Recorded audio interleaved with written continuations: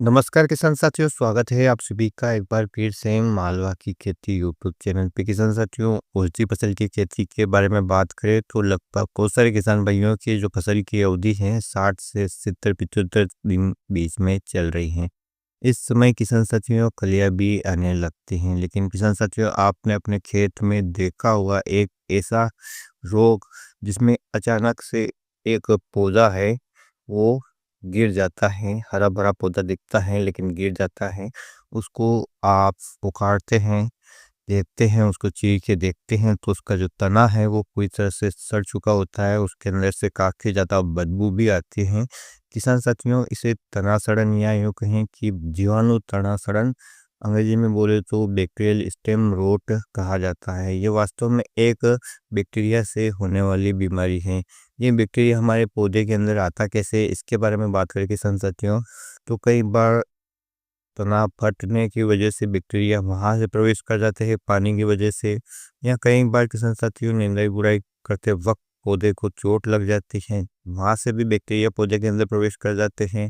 या कई बार किसान साथियों जो कटुआ इल्ली होती है वो छोटा सा घाव हमारे पौधे के जड़ के पास और तने के पास लगा देती है, जिससे भी बैक्टीरिया पौधे के अंदर हैं वो चले जाते हैं और पौधा संक्रमित हो जाता है।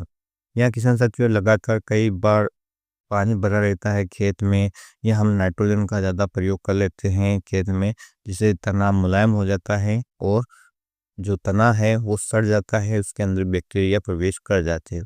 किसान साथियों, इस प्रकार का पौधा आपको बिल्कुल हरा दिखता है, लेकिन जब उसको चीर कर आप देखते हैं तो अंदर का पूरा भाग सड़ जाता है।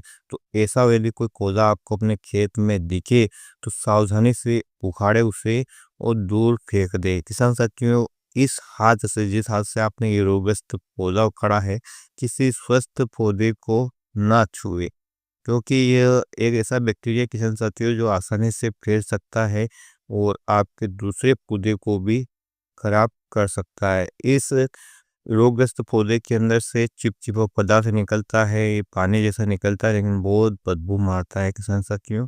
और यह बहुत अधिक नमी में या जब बादल छाए रहते हैं तब किसान साथियों और भी ज़्यादा फैल सकता है। तो चलिए, इस रोग को आप पहचान रहे होंगे, इसके बचाव के तरीके क्या हैं और हमें क्या उपयोग करना चाहिए। तो किसान साथियों, सबसे पहले हम ऑर्गेनिक तरीके यानी जैविक उपाय के बारे में बात करें तो आपको सिंचाई के साथ जो एक फंगिसाइड आता है जो बहुत सारे काम करता है, एक प्रकार का बैक्टीरिया नाशक भी है, कई प्रकार की फंगस को भी खत्म करता है, वो होता है सुडोमोनास फ्लोरेसेंस।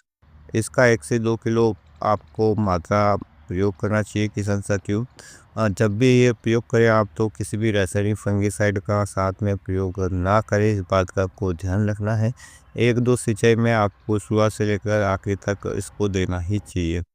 दूसरा है किसान साथियों, रासायनिक उपचार की यदि हम बात करें तो ज़मीन में ये हानिकारक बैक्टीरिया रहते हैं, तो इनको ख़त्म करने के लिए पानी के साथ हमें किसान साथियों एक ऐसे टेक्निकल को चलाना चाहिए जो बैक्टीरिया को भी ख़त्म करता है और फंगस को भी ख़त्म करता है। तो वो है किसान साथियों कॉपर ऑक्सीक्लोराइड और कासूखामाइसिन का जो कॉम्बिनेशन आता है, चाहे तो आप इनको अलग भी ले सकते हैं, चाहे इनका कॉम्बिनेशन आता है कोनिका के नाम से एक दवाई आपको बाजार में मिल जाती है, इसका प्रयोग आप कर सकते हैं या इनका स्प्रे भी आप कर सकते हैं किसान साथियों। और यदि स्प्रे की बात करें किसान साथियों तो इसे आपको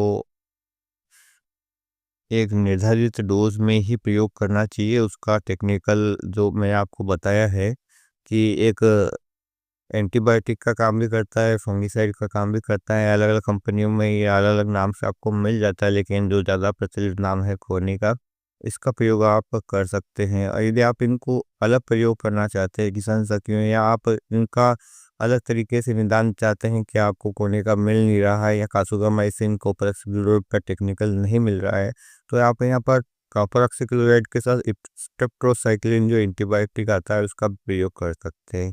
यदि इसकी मात्रा की बात करें तो कॉपर ऑक्सीक्लोराइड की 30 ग्राम की मात्रा और स्टेप्टोसाइक्लिन की 2 ग्राम की मात्रा प्रति लीटर पानी के साथ मिलाकर आप स्प्रे कर सकते हैं, या इसी हिसाब से आप इसको ज़मीन में बेंच कर सकते हैं। ध्यान रहे किसान साथियों कि इसका स्प्रे से फ़ायदा बहुत कम होता है, क्योंकि ये बैक्टीरिया जमीन में रहते हैं और पानी के साथ या हवा के साथ आपके खेत में प्रवेश करते हैं, तो इन बैक्टीरिया को खत्म करने के लिए ड्रेंचिंग बहुत ज़रूरी है। ऐसे रोगग्रस्त पौधों के आसपास आप ड्रेंच करें, पानी के साथ दवाई या जो मैंने आपको बताई है ये चलाएं। जब भी किसान साथियों आपके खेत में आपको तने फटने की समस्या दिखे, तो वहां आप एंटीबायोटिक का प्रयोग खंगिता के साथ अवश्य करें।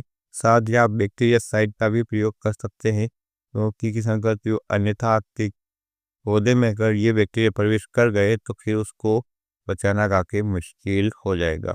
तो अब मैं आपको कुछ सावधानियां और फिर से बता देता हूँ कि जैसे बीमार पौधे को तुरंत खेत से उखाड़ कर दूर फेंक दें या ज़मीन में गाड़ दें। दूसरा, किसान साथियों खेत में हवा का संचय बनाए रखिए, ज़्यादा घनी फसल आप ना रखें, पौधों की उचित संख्या ही आपको रखना है। तीसरा है, बीमार पौधों को छूने के बाद स्वस्थ पौधे को आपको नहीं छूना है, अन्यथा यह रोग उस पौधे में भी फैल सकता है। किसान साथियों यह एक संवेदनशील फसल है, यह एक संवेदनशील फसल है। अगर आप समय पर लक्षणों को पहचान लगे तो आप नुकसान को काफ़ी हद तक कम कर सकते हैं। अगर आपको ये जानकारी अच्छी लगी हो तो वीडियो को लाइक करें, अपने किसान मित्रों के साथ शेयर करें और ऐसी ही जानकारी के लिए हमारे चैनल को सब्सक्राइब करें। किसी भी प्रकार की समस्या हो तो कमेंट में मेंशन करें। जितना अपना अनुभव, जितने वर्षों से खेती की उसका थोड़ा बहुत नॉलेज और अन्य किसान साथियों के अनुभव से हम आपको सही और सटीक जानकारी देने की पूरी कोशिश करेंगे। साथियों मिलते हैं फिर एक नए वीडियो में एक नई जानकारी के साथ। तब तक के लिए जय हिंद, जय जवान, जय किसान।